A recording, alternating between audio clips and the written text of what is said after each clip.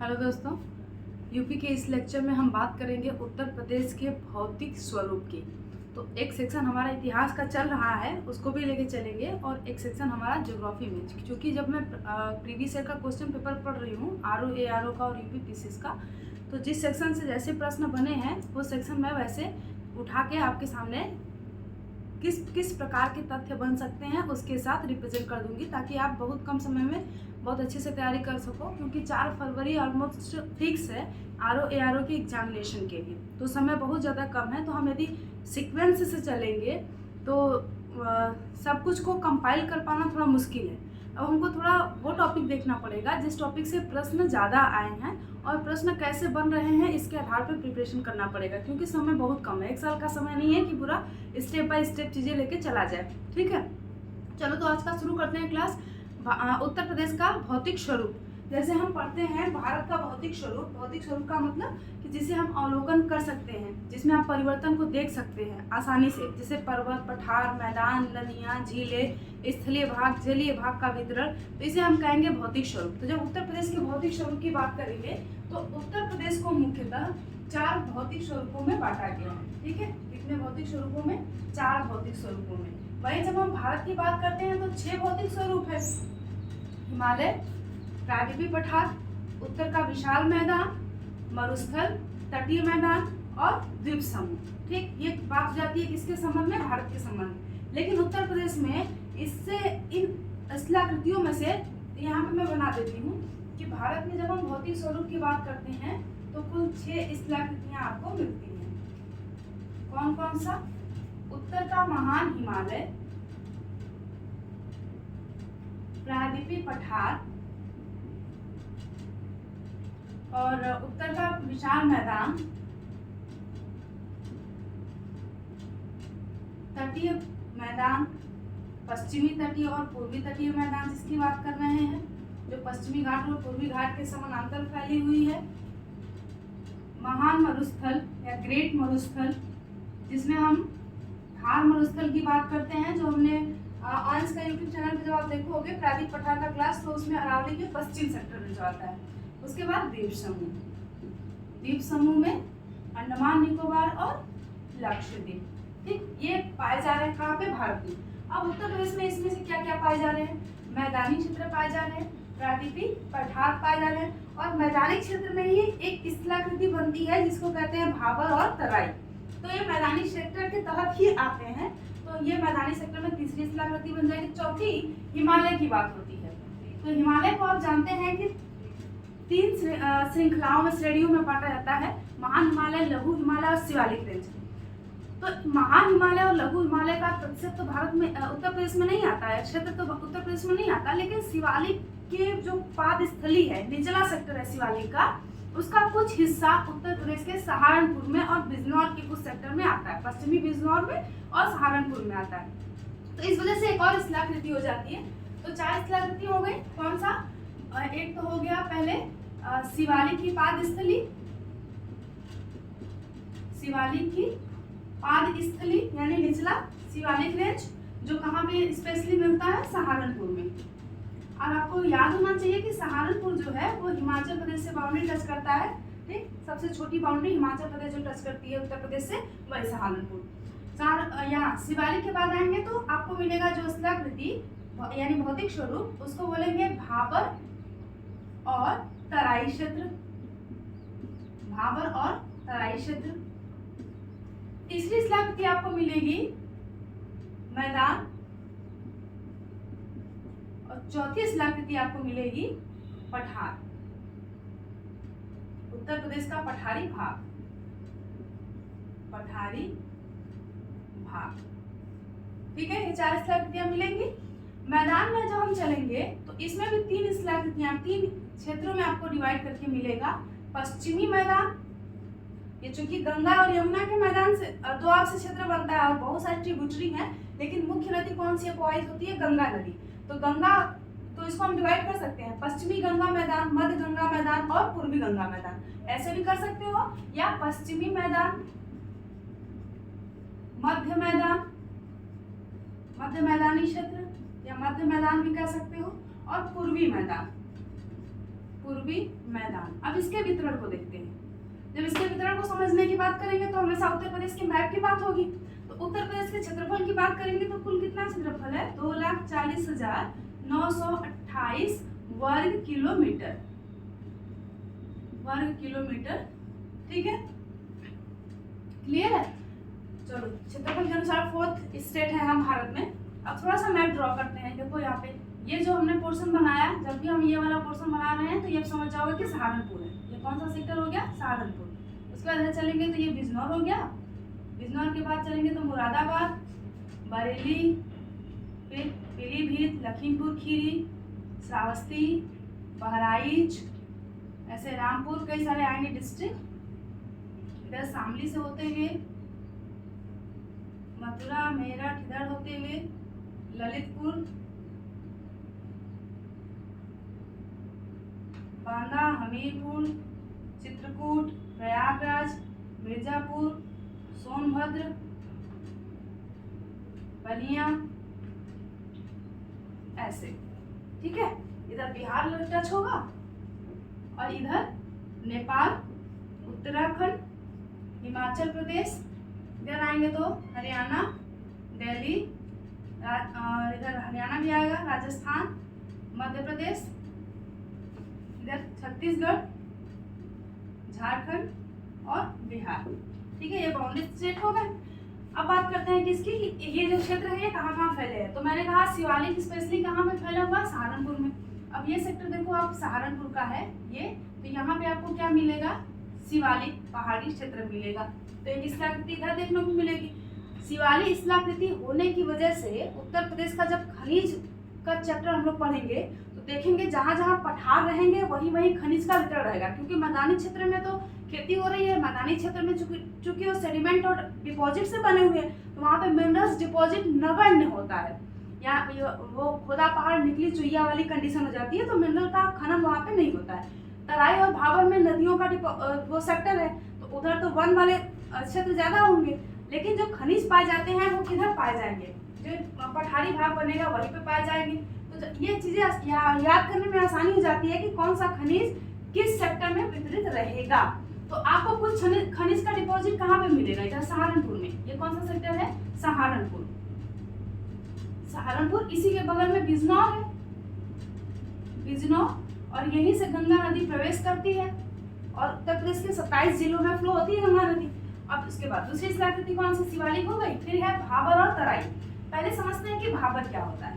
ठीक, आप समझो इस चीज को कि जब हम हिमालय की बात करते हैं, जब उत्तर प्रदेश के नॉर्थ में चलोगे इधर तो आपको नेपाल मिलेगा, और नेपाल में आप जानते हो कि ग्रेटर हिमालय, माउंट एवरेस्ट, ये सब आपको मिलेंगे। लेसर हिमालय, लघु हिमालय, महाभारत रेंज मिलेंगे। जब आप प्रायद्वीप पठार या हिमालय का चैप्टर पढ़ोगे, वो मैंने ऑयल्स के चैनल पे अपलोड कर दिया, तो उसको आप हिमालय वाला सेक्टर भी देखना, प्रायद्वीप पठार वाला सेक्टर भी देखना। इन दोनों को आप देखोगे तब ये बहुत बेहतर तरीके से समझ आएगा। तो ये हो गया ग्रेटर हिमालय और ये हो गया लेसर हिमालय और इधर हो गया शिवालिक रेंज। और जब शिवालिक रेंज ऐसे ही पूरे उत्तराखंड, हिमाचल प्रदेश में भी फैले हुए हैं, तो इधर उत्तराखंड में भी यही श्रेणियां हुई। तो उत्तराखंड में यमुनोत्री, गंगोत्री, बद्रीनाथ, केदारनाथ और नंदा देवी, कई सारे पर्वत चोटियां हैं। इन पर्वत चोटियों से यमुनोत्री से यमुना नदी, गंगोत्री से गंगा नदी, यमुनोत्री से कौन सी नदी? यमुना नदी। इधर से बना देते हैं, यमुना नदी ऐसे फ्लो के आती है। थोड़ा कलर चेंज कर लें। यमुनोत्री से, ऐसा ना हो यही कलर चल रहा, हाँ चेंज है। यमुना नदी गंगोत्री से गंगा नदी बिजनौर से क्रॉस करके आएगी। ठीक है, इधर प्रयागराज में मिलेगी, ज़्यादा पहले मैंने मिला दिया ये। फिर उत्तर प्रदेश को क्रॉस करेगी प्रयागराज में इधर साउथ में।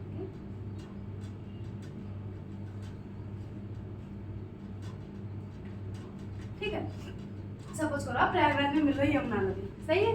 तो अब ये ऐसे छोटी छोटी रामगंगा, गोमती, घाघरा, गंडक, कोसी, महानंदा, बिहार तक चलेंगे हम। महानंदा बिहार और वेस्ट बंगाल तक। इधर कोसी हटा दो तो इधर घाघरा भी उत्तर प्रदेश से होके जाती है। तो देखो कौन कौन सी बड़ी नदी की बात करें, छोटी नदियों को तो एकदम जाल है, रेसा फैला हुआ है जैसे यमुना, गंगा, रामगंगा, गोमती, घाघरा, गंडक। तो इधर देखो इनकी भी ट्रिब्यूटरी है। जब ये नदियां पर्वतों से उतरती हैं तो पर्वतों को तोड़ते हुए आती हैं। जब परतों को तोड़ते हुए आती हैं तो ऊपरी भाग में, जैसे ये इधर चलोगे तो बे ऑफ बंगाल की तरफ चलोगे, बंगाल की खाड़ी तक की तरफ जहाँ पे गंगा नदी अपना मुहाना बनाती है, इधर चलोगे तो उद्गम क्षेत्र। तो जब मुहाने से उद्गम क्षेत्र की तरफ चलोगे तो जो अवसाद हैं उनकी आकृति बड़ी होगी, और जब उद्गम क्षेत्र से मुहाने की तरफ चलोगे तो अवसाद की आकृति छोटी होगी। ये दो चीज क्लियर है।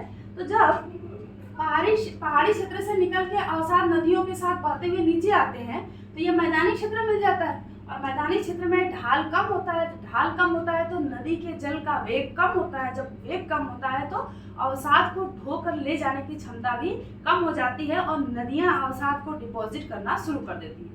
तो जब नदियां अवसाद को डिपॉजिट करना शुरू करती हैं तो इधर वाले सेक्टर में आप देखोगे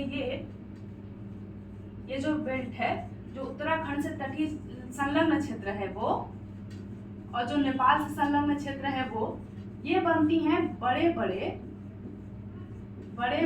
अवसादों के, जैसे पेबल्स भी स्थानीय भाषा में बालू, देखते हो बालू जब आता है लाल बालू तो उसमें वो बड़े बड़े कण रहते हैं ना, तो उससे भी बहुत बड़े इतने बड़े से कण होते हैं, उससे भी ज्यादा बड़े कण होते हैं, तो यहीं पर डिपॉजिट हो जाते हैं। तो यहाँ पे जब नदियों की धारा आती है तो चूंकि ये बड़े पत्थर है तो नदी की जल जो है वो बहुत आसानी से इसके नीचे से बहती हुई निकल जाती है। तो यहाँ पे आप आसानी से चल सकते हो, बहुत आसानी से चल सकते हो। आपको लगेगा कि यहाँ पे नदी की पानी जो है एकदम नीचे चल रही है, लगेगा कि कोई नदी का स्रोत ही नहीं है, मुख्य धारा समझ नहीं आएगी आपको। तो इस वजह से कहा जाता है कि भाबर शिवालिक के समानांतर, ये तो शिवालिक रेंज है, शिवालिक के समानांतर वह क्षेत्र है जहाँ पे नदियां विलुप्त होती हुई प्रतीत होती हैं। विलुप्त होती हुई प्रतीत होती हैं कौन? नदियां। ठीक है, ये ऐसी स्थलाकृति हो गई। चूंकि कंकड़ क्षेत्र है तो यहाँ पे वनस्पतियों का ज्यादा घनत्व तो होता नहीं है और मिनरल ज्यादा पाए नहीं जाते हैं। उसके जस्ट नीचे आएंगे तो यहाँ पे जो कण होंगे उनके साइज छोटे हो जाते हैं, और यहाँ पे आपको देखने से प्रतीत होगा कि नदियां यहाँ पे पुनः जीवित होती हुई प्रतीत हो रही हैं। मतलब फिर से धरातल पर नदियों की धाराएं अलग अलग बहना स्टार्ट हो जा रही हैं, और इस वजह से ये सेडिमेंट यानी अवसाद और नदियों के जल से यहाँ पे बहुत अच्छा खासा दलदली क्षेत्र बनता है, नमी क्षेत्र बनता है। ठीक है, जिसे हम आर्द्र भूमि कहते हैं, आर्द्र भूमि क्षेत्र बनता है, और इस वजह से यहाँ पे वनस्पतियां अच्छी खासी पाई जाती हैं। यहाँ पे हाथी घास भी पाए जाते हैं। हाथी घास जो बहुत बड़ी घास होती है ना, उनको हाथी घास कहते हैं। जैसे ये पतलो आप देख रहे हो तो बहुत बड़े क्षेत्र में, जब ये इधर क्षेत्र में जाते हो तो बहुत बड़े क्षेत्र में फैले होते हैं। इस प्रकार के घास को हाथी घास कहते हैं। इस सेक्टर में हाथी, बाघ, हिरण, ये सब जानवर ज्यादा पाए जाते हैं। तो अब दूसरी चीज देखो, तराई को क्या परिभाषित करोगे? तराई को परिभाषित करोगे कि भाबर के दक्षिण में, भाबर के समानांतर छोटे अवसाद, भाबर के कणों की तुलना में छोटे अवसाद की जो परत बनती है, जहाँ पे नदियां पुनः निकलती हुई प्रतीत होती हैं, जहाँ पे नदियां पुनः धरातल पर ही बहेंगी, हवा में तो बहेंगी नहीं, धरातल पर निकलती हुई या बहती हुई प्रतीत होती हैं, उसे तराई क्षेत्र कहते हैं। क्लियर है? इस तराई क्षेत्र में वन अच्छे खासे होते हैं, वनों का घनत्व तो अच्छा होता है। इसी तराई क्षेत्र में आप जब चलोगे उत्तर प्रदेश में तो यहीं पे आपको उत्तराखंड की बाउंड्री और नेपाल की बाउंड्री जब सेपरेट होती है तो यहीं पे पीलीभीत और लखीमपुर खीरी मिलेगा। तो यहीं पे आपको लखीमपुर खीरी में ही मिलेगा दुधवा नेशनल पार्क। ठीक, दुधवा नेशनल पार्क आपको यहीं पे मिलेगा। देखेंगे कि नेशनल पार्क और टाइगर रिजर्व इधर बड़ा अच्छे से सस्टेन, चूंकि एनिमल्स यहाँ पे अच्छे से सस्टेन कर पाएंगे तो national park, wild life sanctuary, ये सब यहाँ पे ज्यादा पाए जाएंगे। ठीक है, ये हो गया किसकी बात? तराई क्षेत्र की बात। अब तराई के बाद अब यहाँ पे नदियां देखो कौन कौन सी है। इसी गंगा नदी की सहायक नदी उत्तराखंड से एक नदी आती है रामगंगा। रामगंगा के बाद फिर गोमती, गंगा की सहायक नदी, फिर घाघरा जो जाके बिहार में मिलती है छपरा में, फिर गंडक ये भी जाएगी बिहार में, फिर कोसी तो बिहार में ही पूरा फ्लो होगी। ठीक, तो इतनी रिवर का जो ड्रेनेज सिस्टम बन रहा है, फिर इनकी भी ट्रिब्यूटरी, छोटी ट्रिब्यूटरी, तो इसकी वजह से आप देखोगे, आपको पता है कि नदियां जो होती हैं ये पूरा एरिया मैदानी क्षेत्र बना, जैसा कि मैंने यहाँ पे डिवाइड किया है उत्तर प्रदेश का मैदानी क्षेत्र, ये पूरा एरिया मैदानी क्षेत्र बना। ठीक, इधर यमुना की भी ट्रिब्यूटरी बनेंगी, चंबल, सिंध, बेतवा, केंट, इधर यमुना की ट्रिब्यूटरी बनेंगी, उस पर बाद में बात करेंगे। अब इस गंगा के क्या हुआ कि जब हिमालय का बर्फ पिघलेगा या बारिश ज्यादा होगी तो नदी में जल की मात्रा ज्यादा बढ़ेगी, और जब जल की मात्रा बढ़ेगी तो आसपास बाढ़ आ जाएगा, और जब बाढ़ आ जाएगा तो आसपास जो नदी में अवसाद हैं वो आसपास के क्षेत्र में फैल जाएंगी। तो जहाँ जहाँ कृषि होती है, जहाँ जहाँ पे मैदानी क्षेत्र है, जहाँ जहाँ पे अभी इंफ्रास्ट्रक्चर नहीं है, वहाँ पे मिट्टी की नई परत बन जाती है, और मृदा की इस नई परत को कहा जाता है खादर मृदा। क्या कहा जाता है? खादर मृदा। किसको? जब बाढ़ के दौरान नई मृदा की परत बनती है, यानी ऐसी मृदा जो बहुत हर अल्टरनेट समय पे या अल्टरनेट पे नवीनीकृत होती हैं, नई होती जाती हैं, उसे खादर मृदा कहते हैं। ये खेती के लिए बड़ी उपजाऊ होती हैं। और दूसरी, यहाँ पे सोचो कि ये रामगंगा और ये गोमती, ये गोमती, रामगंगा, घाघरा, गंडक और ये कोसी, बिहार का शोक। ठीक, अब इधर भी बाढ़ आया तो इधर भी खादर सॉइल बनेगा, खादर मृदा। इधर भी खादर मृदा बनेगा, इधर भी खादर मृदा बनेगा। तो जहाँ जहाँ नदियों का सेक्टर रहेगा, जहाँ तक बाढ़ का पानी जाएगा वहाँ खादर मृदा, लेकिन बीच में जहाँ जहाँ बाढ़ का पानी नहीं जाएगा वहाँ की मृदा नवीनीकृत नहीं होती है, तो उस मृदा को कहा जाता है बांगर मृदा। ठीक है, तो अब मैदान में देखो कि आपको जब मृदा सेक्टर पढ़ोगे तो आसानी हो जाएगी। क्या क्या मिलेगा? खादर मृदा और बांगर मृदा। क्लियर है? चलो, अब चूंकि ये तो हो गई नदी की धारा, दूसरी बात करते हैं हम बारिश की। आप जानते हो कि जो भारत में वर्षा होती है वो मैक्सिमम मानसून सीजन में होती है, और मानसून जो है वो भारत में इधर बंगाल की खाड़ी शाखा से आएगा और अरब सागर शाखा से आएगा। तो उत्तर प्रदेश में जो बारिश हो रही है वो बंगाल की खाड़ी शाखा से हो रही है।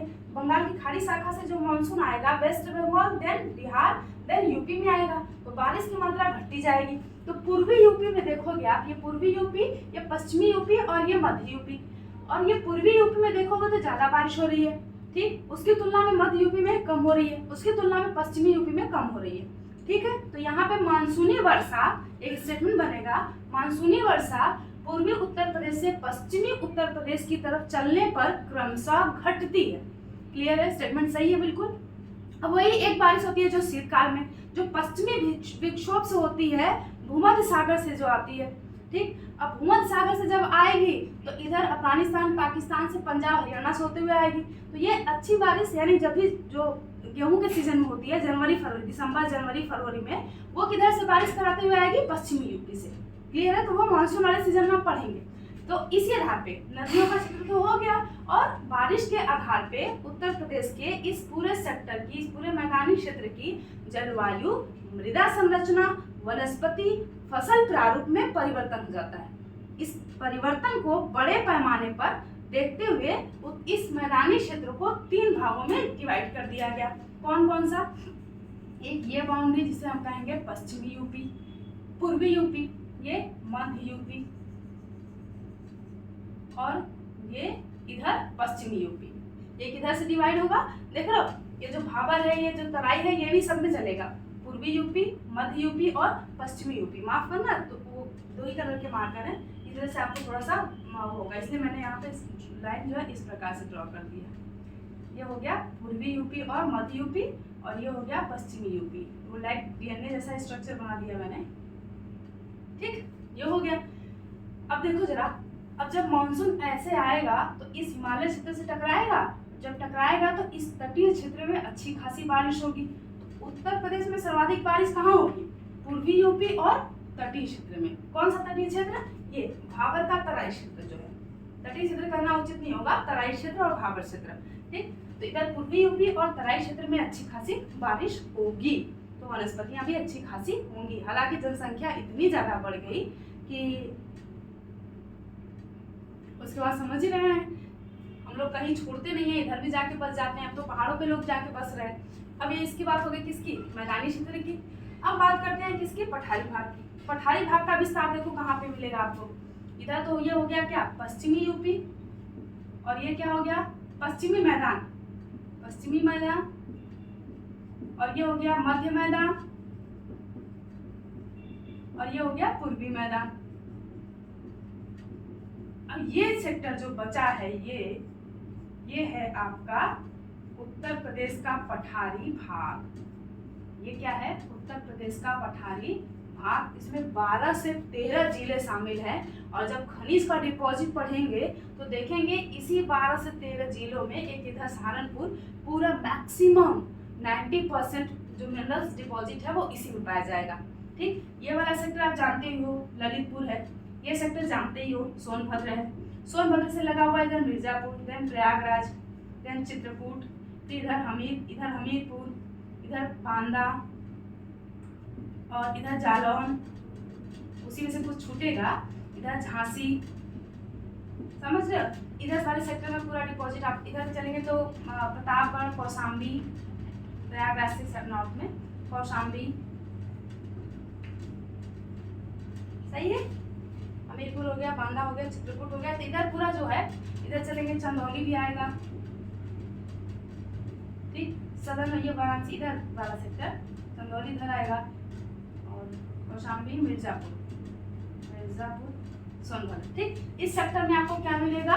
पठारी भाग। अब इस पठारी भाग में समझो, इसको समझने के लिए आपको थोड़ा सा समझना पड़ेगा। आपको भारत का प्रायद्वीपीय पठार, जब आप भारत का प्रायद्वीपीय पठार, ये आप क्लास देख लेना ऑयंस के यूट्यूब चैनल पे।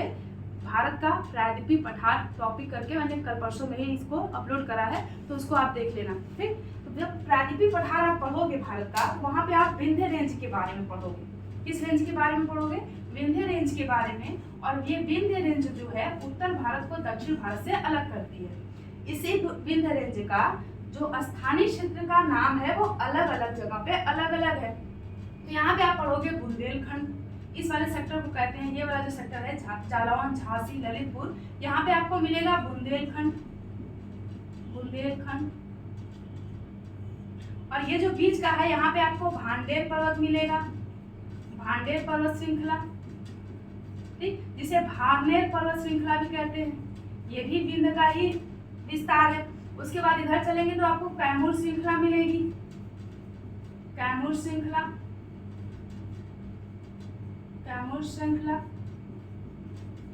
इधर चलेंगे तो आपको मिलेगा बघेलखंड, छत्तीसगढ़ और उत्तर प्रदेश सोनभद्र का दक्षिणी क्षेत्र। और इधर छत्तीसगढ़ का लगा हुआ आपको क्या मिलेगा? बघेलखंड।